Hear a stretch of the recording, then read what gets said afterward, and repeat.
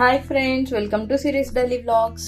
ఈ రోజు చెక్కవడలు క్రిస్పీగా గుల్లగా ఈజీగా ఎలా తయారు చేసుకోవాలో చూపిస్తున్నా అండి.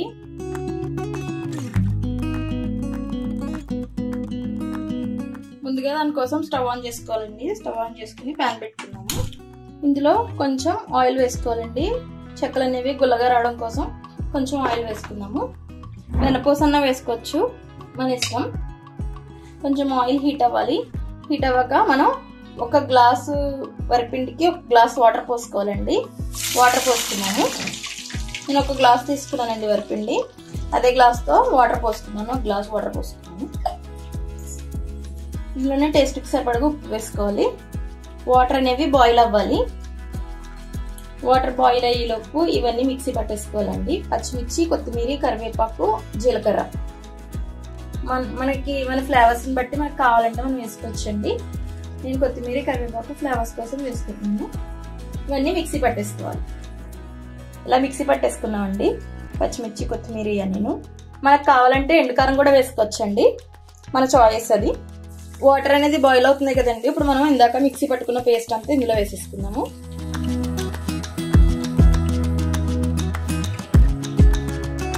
మనం ఒక 2 hours ముందు శనగపప్పు నానబెట్టుకోవాలండి. ఇప్పుడు ఆ శనగపప్పును అందులో వేసేసుకున్నాము.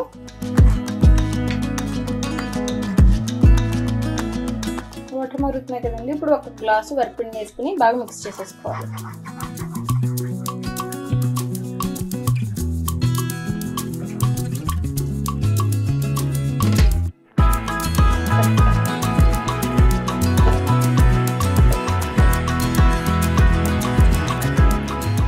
స్టవ్ ఆఫ్ చేసుకున్నామండి.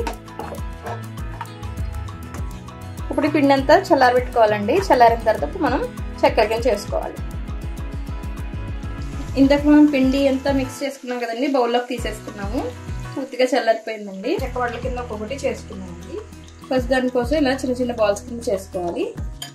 దానికోసం ఏమైనా కవర్ తీసుకోవాలండి. కవర్ తీసుకొని కవర్ మీద ఆయిల్ రాసుకోవాలండి. ఇలా చిన్న చిన్న బాల్స్ కింద చేసుకుని వీటి మీద వేసుకొని ఇలా ప్రెస్ చేసుకోవాలి వేళ్ళతో.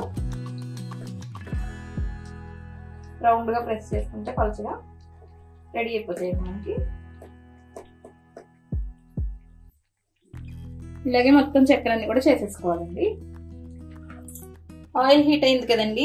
మనం ఇందాక చేసుకున్న చెక్కవడలు ఒక్కొక్కటిగా వేసేసుకున్నాము. స్లోగా సిమ్లో పెట్టుకుని వేయించుకోవాలండి. సిమ్లో పెట్టుకుని అలా స్లోగా వేయించుకుంటూ ఉంటే మంచి క్రిస్పీగా వస్తాయండి. కొంచెం టైం పడుతుంది వేగడానికి, బట్ టేస్ట్ మాత్రం చాలా బాగుంటుంది.